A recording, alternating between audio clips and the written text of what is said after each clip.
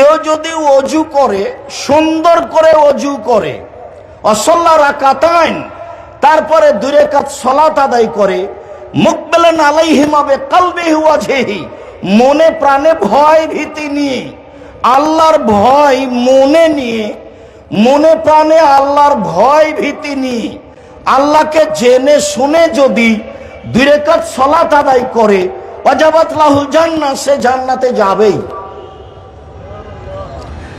এই কথাটা আরো সময়ে সময়ে আসবে। আল্লাহকে জেনে বুঝে কান্নাকাটি করা, এর ফল কি? এখানে একটা কথা আসলো, সুন্দর করে অজু করা মর্মে একটু বলেনি। আবু হুরায়রা রাদিয়াল্লাহু তাআলা আনহু বলেন, রাসূল সাল্লাল্লাহু আলাইহি সাল্লাম একদা বললেন, আলা আদুল্লুকুম মায়ামহুল্লাহু বিহিল খাতায়া ওয়া ইয়ারফু বিহি দারাজা, আমি কি তোমাদের এমন একটা কথা বলে দিব না যাতে তোমাদের পাপ মিটে যাবে, মান বেড়ে যাবে? আমি কি এমন একটা কথা বলে দিব না যাতে পাপ মিটে যাবে, মান বেড়ে যাবে? কালু বালা, সাহাবীগণ বলে হ্যাঁ, সেটা কি? সেটাই তো জানতে চাই। পাপ মিটে যাবে, মান বেড়ে যাবে, তো ভালো কথাই তো হলো, বলেন সেটা কি? রাসূল সাল্লাল্লাহু আলাইহি সাল্লাম বললেন, শোনো, ইসবাগুল ওযু, সুন্দর করে ওযু করলে পাপ মিটে যাবে, মান বেড়ে যাবে। ও মাশিয়াল আকদাম, পায়ে হেঁটে মসজিদে গেলে পাপ মিটে যাবে, মান বেড়ে যাবে। ওয়াইনতিজারু সালাত বাদা সালাত, সালাতের পরে আবার সালাত আদায় করব এমন আশা পোষণ করে অপেক্ষা করলে পাপ মিটে যাবে, মান বেড়ে যাবে। অত্র বুখারী মুসলিমের হাদিসে 3টে কাজে পাপ মিটে যায়, মান বেড়ে যায়, তা প্রমাণ হলো: 1, সুন্দর করে ওযু করলে; 2, পায়ে হেঁটে মসজিদে গেলে; 3, সালাতের পরে সালাতের অপেক্ষা করলে। অনুরূপী আরেকটি হাদিস, আব্দুল্লাহ ইবনে আব্বাস রাদিয়াল্লাহু তাআলা আনহু বলেন, রাসূল সাল্লাল্লাহু আলাইহি ওয়াসাল্লাম বলেছেন, আল্লাহ তাআলা বলেন, মুহাম্মদ হাল তাদরি ফিমা ইয়াক্তাসিবুল মালাউল আলা, মুহাম্মদ আপনি কি বলতে পারেন উপরে কি নিয়ে হইচই হচ্ছে? আল্লাহ আমাদের নবীকে ডাকেন মুহাম্মদ বলে, জিবরাইল আমাদের নবীকে ডেকেছেন মুহাম্মদ বলে, সাহাবীগণ নবীকে ডেকেছেন আল্লাহর রাসূল। আল্লাহ রাসূল যাবেন, আল্লাহ রাসূল করবেন, আল্লাহ রাসূল খাবেন, আল্লাহ রাসূল আমাকে বললেন। সাহাবীগণ বলেছেন আল্লাহর রাসূল, আর আল্লাহ বলেছেন মুহাম্মদ, জিবরাইল ডেকেছেন মুহাম্মদ। আর ভারত, বাংলাদেশ, পাকিস্তানের লোকেরা বলে হুজুরে পাক সাল্লাল্লাহু আলাইহি সাল্লাম বলেছে।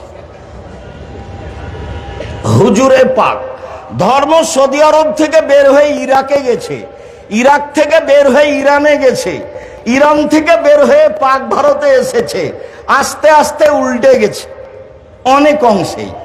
যারা এই নিয়ে সমাজে চেষ্টা চালিয়েছে ধর্মের নামে, তারা ছিল সবাই তরিকাপন্থী, চিস্তি, বেদাতি, যার কারণে ধর্মের অনেকাংশই উল্টে গেছে।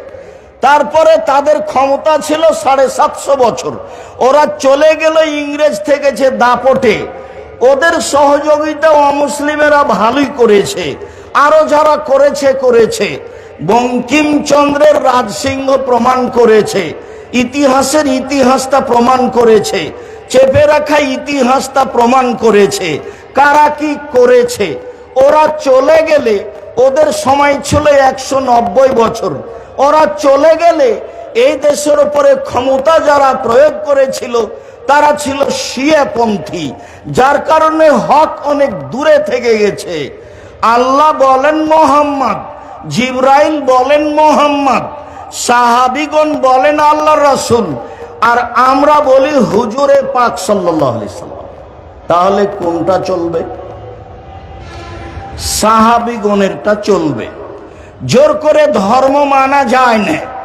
আল্লাহ বললেন মুহাম্মদ বলতে পারেন উপরে কি নিয়ে হইচই হচ্ছে? কালা নাম, জি আমি বলতে পারি। ফিলকা ফারাত, পাপ কিসে মিটে যাবে এই নিয়ে হইচই হচ্ছে, পাপ কিসে মিটে যাবে? হ্যাঁ বলতে পারি, এক, ইসবাগুল ওযু, ভালো করে ওযু করলে পাপ মিটে যাবে। দুই, আল মাশি আলাল আকদাম, পায়ে হেঁটে মসজিদে গেলে পাপ মিটে যাবে। তিন, আল মাকসুবাদ ফিল মাসাজিদ বাদা সালাওয়াত, সালাত আদায় করার পরে মসজিদে বসে তাসবিহ তাহলিল জিকির আজকার করলে পাপ মিটে যাবে, মান বেড়ে যাবে। এই ছেলে,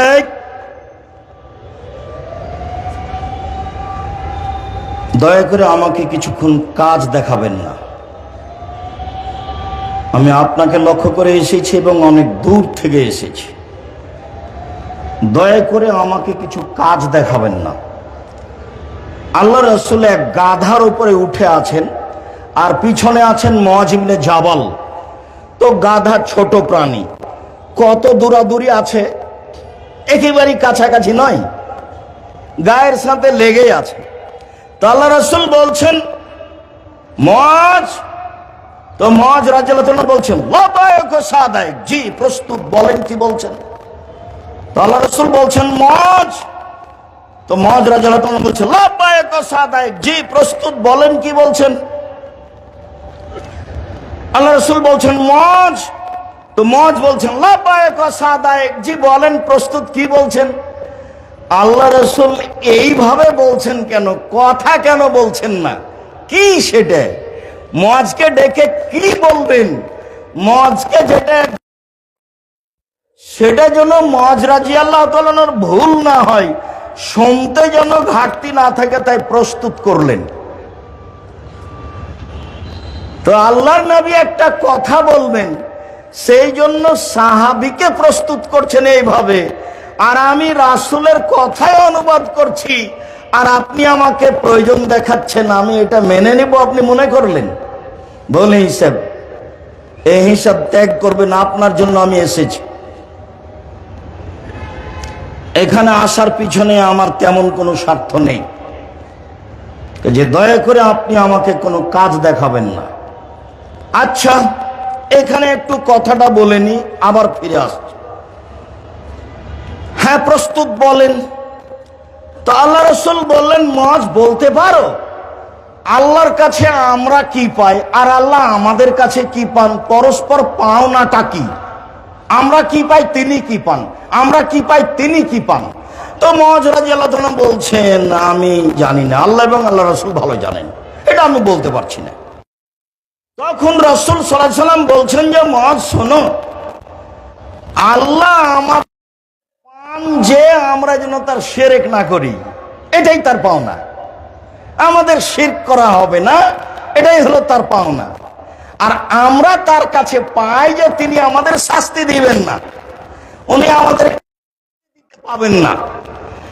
তাহলে তারটা আগে না আমাদেরটা আগে? তারটা আগে। শিরক না করলেই তিনি আমাদের শাস্তি দিবেন না। তাই তো রাসূল সাল্লাল্লাহু আলাইহি সাল্লাম বলেছেন মান মাতা লা ইশরিক বিল্লাহ ফাদাখালাল জান্নাহ, কেউ যদি শিরক ছাড়াই মারা যায় তাহলে জান্নাতে চলে গেছে। ওমান মাত্র ইশরিক বিল্লাহ ফাদাখালান নার, কেউ যদি শিরক করে মারা যায় তাহলে জাহান্নামে চলে গেছে। যার কারণে রাসূল সাল্লাল্লাহু আলাইহি সাল্লাম বলেছেন লাক্কানু মাউতাকুম লা ইলাহা ইল্লাল্লাহ, তোমাদের মমর্ষ ব্যক্তির পাশে যান যায় যায় মরে মরে, যান যায় যায় মরে মরে, এমন লোকের পাশে বলো লা ইলাহা ইল্লাল্লাহ। কোরআন মাজিদ পড়ে কোনো লাভ নেই, সূরা ইয়াসিন পড়ে কোনো লাভ নেই, প্রমাণে হাদিস জাল বা জয়ীফ নিতান্তই। কোরআন মাজিদ পড়ার কথা নয়। আল্লাহ রাসূল বলেছেন যান যায় যায় পাশে লা ইলাহা ইল্লাল্লাহ বলো। কেন? আল্লাহ নবী বলেছেন মান কানা আখিরু কালামিহি লা ইলাহা ইল্লাল্লাহ ফাদাখালাল জান্নাহ, কারো যদি শেষ বাক্য লা ইলাহা ইল্লাল্লাহ হয় তাহলে সে জান্নাতে চলে গেছে। অতএব মানুষের শেষ জীবনে যেন লা ইলাহা ইল্লাল্লাহ হয়, এইটা তোমরা চেষ্টা করো, পাশে বলো লা ইলাহা ইল্লাল্লাহ, তাকে তালকিন দাও। এই বিষয়ে আরেকটু বলি।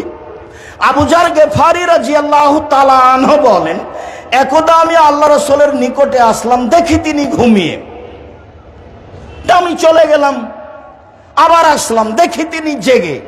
আমাকে দেখে বলছেন, মদ শোনো, মান কালা লা ইলাহা ইল্লাল্লাহ মুখলিসান বিকালবিহি দাখালাল জান্নাহ।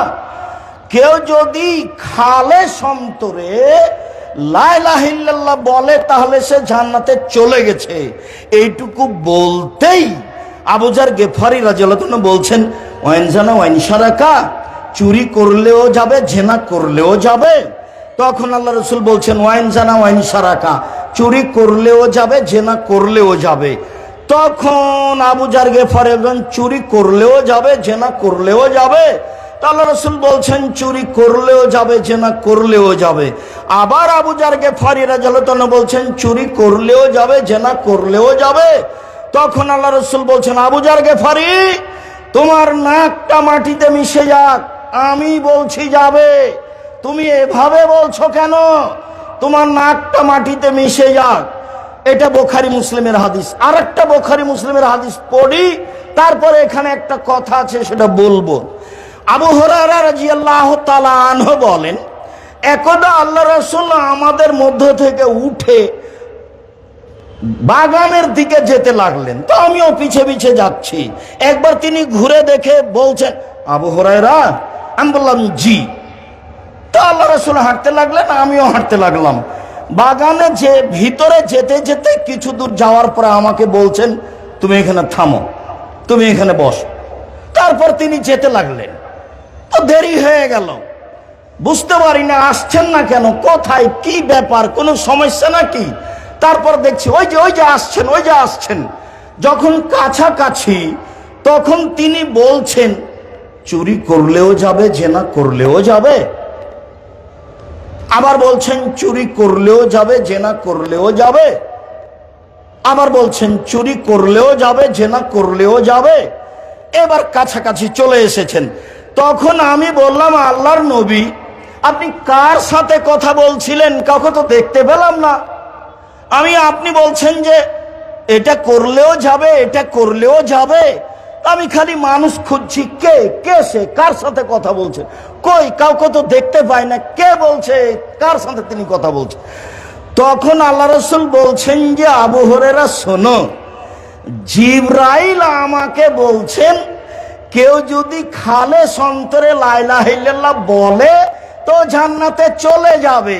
তখন আমি বলছি, চুরি করলেও যাবে, জেনা করলেও যাবে। তো বলছেন যে চুরি করলেও যাবে, জেনা করলেও যাবে। যেহেতু এখন জিবরাইল এবং মুহাম্মদ সাল্লাল্লাহু আলাইহি সাল্লামের মাঝে কথা হচ্ছে, এই জন্য আবু হুরায়রা রাদিয়াল্লাহু তাআলা জিবরাইলকে দেখতে পাচ্ছেন না। হাদিস বুখারী মুসলিম।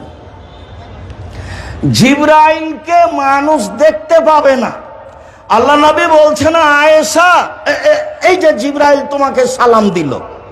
তা আয়েশা রাদিয়াল্লাহু তাআলা আনহা বলছেন, ওয়া আলাইহিস সালাম ওয়া রাহমাতুল্লাহ, তার উপরও সালাম, তার উপরে রহমত, শান্তি।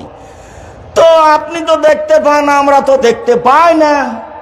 আপনি বলছেন এই যে জিবরাইল তোমাকে সালাম দিল, তো আমি সালামের উত্তর দিলাম, আমি তো জিবরাইলকে দেখতে পাই না। আয়েশা রাদিয়াল্লাহু তাআলা আনহা বলেন, এক বিছানে তিনজন, আমি, জিবরাইল আর আল্লাহ রাসূল। তো আল্লাহ রাসূল জিবরাইলকে বুঝতে পারেন, দেখতে পান, আমি তো দেখতে পাই না। এখন তিনি বারবার বলছেন, চুরি করলেও যাবে, জেনা করলেও যাবে। তো বলছেন তো তিনি জিবরাইলের সাথে কথা, আমি কি দিয়ে দেখতে পাবো? এটাও বুখারী মুসলিমের হাদিস।